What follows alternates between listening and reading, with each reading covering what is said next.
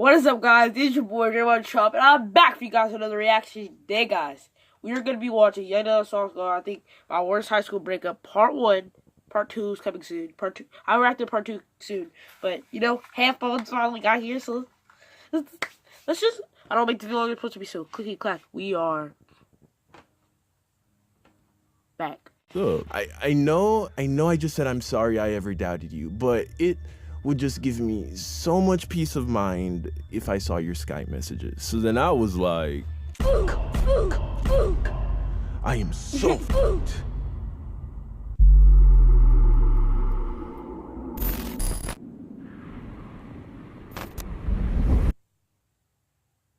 I'd like to thank today's sponsors, the mobile app, War Robots. A 6v6 strategic multiplayer game where you get to choose the robot that best matches your style of gameplay, where your goal is to either destroy all the robots on the opposite team, or you capture all the beacons/flags. This game has amazing HD graphics and has been downloaded over 90 million times. That's 30 million new people since they last sponsored me about a month ago. It's always been updated with new robots, mods, and maps. So use my link in the description down below and download the game today, which is the best way to support my channel. And also, you get an exclusive starter pack with one bull robot, which is known in the game for having a ton of health, which makes it very hard to kill, with an exclusive skin pack as well as a full set of weapons, 100 gold, and 400,000 silver. I am super grateful to War Robots. They've been sponsoring me for some time now, and has really helped me to grow my business. So do me a favor and go ahead and try out the game. If you like mobile games, there's a good chance you like this one too. 90 million people can't be wrong. You remember high school relationships? That was terrible. I mean, it was a great experience, zero regrets, had a lot of fun, learned a lot of lessons, but for sure show. But I mean, how could it not be? I mean, grown middle-aged adults struggle to maintain healthy relationships. How is a 16-year-old boy with raging hormones and no life experience supposed to navigate the delicate and complicated matters of the heart? But that's what happens when you put hundreds of thousands of horny teenagers in a box for 7 hours a day, 5 days a week. And that's what happened to me. At 16 years old, I truly fell in love for the first time. And I had the stereotypical passionate, fiery, and drama-filled relationship that is all too common in high school. And like most of those relationships, it ended in a fucking inferno of pain and sorrow. So let's talk about that. I was 16 years old and it was the summer break between my junior and senior year. It was actually the first day of the SAT exams and I was standing outside of the testing center as we awaited for the test to begin. That was the first time I saw her. Taylor, or at least that's what we'll call her. She was this half Chinese, half Cuban girl, absolutely beautiful, with one of the biggest, brightest smiles I had ever seen. Instantly, I was in love with this girl. So I go over and introduce myself, and right away we hit it off. We talked for a little bit, exchanged numbers, and then before you know it, we were up all night texting and talking on the phone. All the signs of young love were in the air. Fast forward a couple months later, and your boy is in his first real, full-fledged relationship.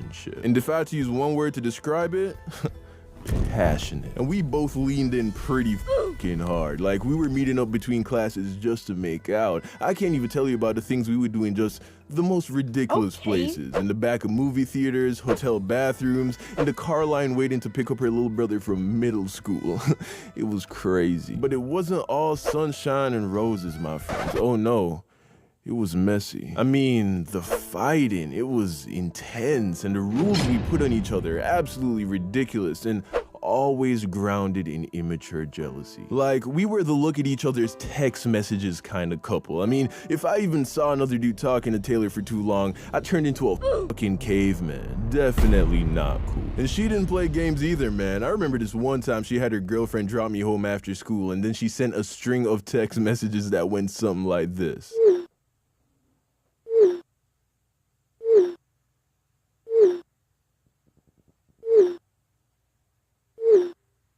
But we really did love each other. I believe that. And although it was a roller coaster and the lows were low, the highs were very high. But eventually, like all roller coasters must do, it came to an abrupt end. So one day, close to the end of senior year, Taylor was dropping me home after school when she turned to me and said, "Hey, let me see your phone." Now, by this time, this was a routine procedure, so I gladly handed her my phone because I thought I had nothing to hide. So she starts going through my phone, and first she goes to the text messages. So I'm like, see, babe, you know I'm good to you. And then she's like, let me see your Facebook messages. So I showed her my Facebook messages. So I'm sitting there and I'm like, come on, babe, you know I'm not talking to any other girls. So then she's like, I know, I just want to make sure. Here, let me see your WhatsApp messages. So then I show her those, and then I'm like, okay, are you satisfied now? I mean, there are literally no more things to check. So finally she's like, okay, yes, there's nothing to see on your phone. I'm sorry I doubted you. So then I'm like, thank you. Damn, girl. I mean, come on. I love you, babe. I would never do anything to hurt you. So then she's like,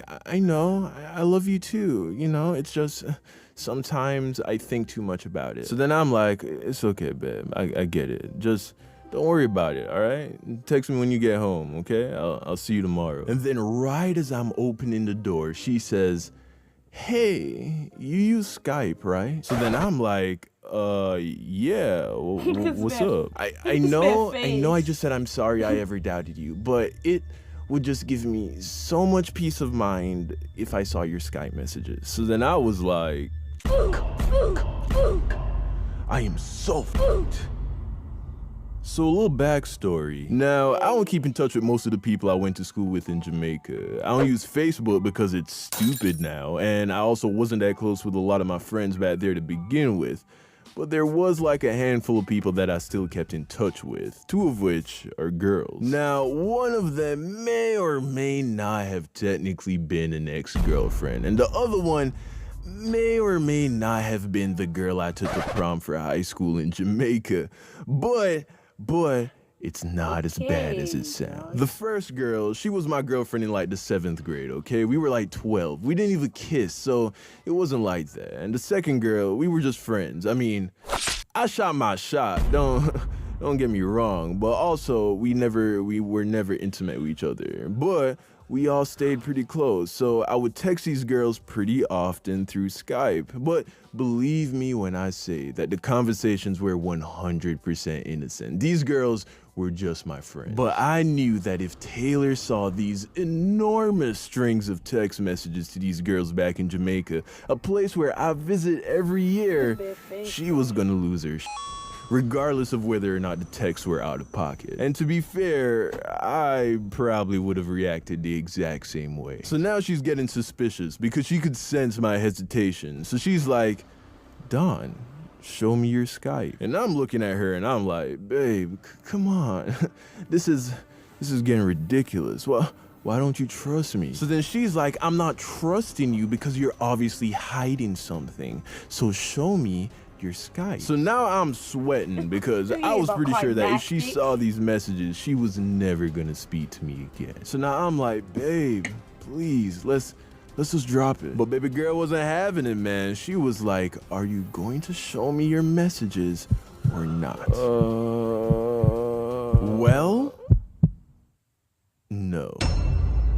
She was like, excuse me? So then I was like, I said, I'm coming. So then she's like, Don, if you don't show me your Skype messages right now, I am breaking up with you. So there I was, cornered with nowhere left to turn. I unlocked my phone, pull up my Skype inbox, and I handed her the phone. So she takes the phone, looks at the messages, and I'm like, yeah, this relationship is over.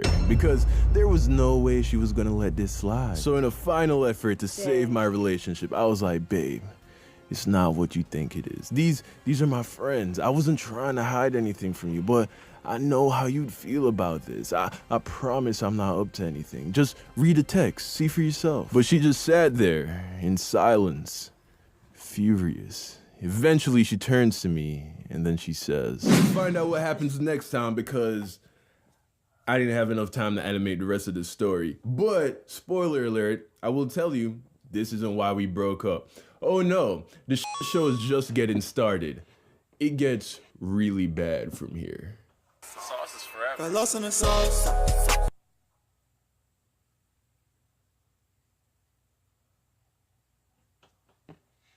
These niggas they hate. They mad that they late. Ice water like a lake. Diamond shining never fake, yeah.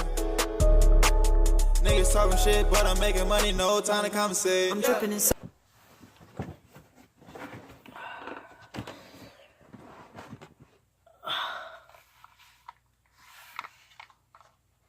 Bruh. That video left me on like a enormous cliffhanger, bro. I am actually kind of sad.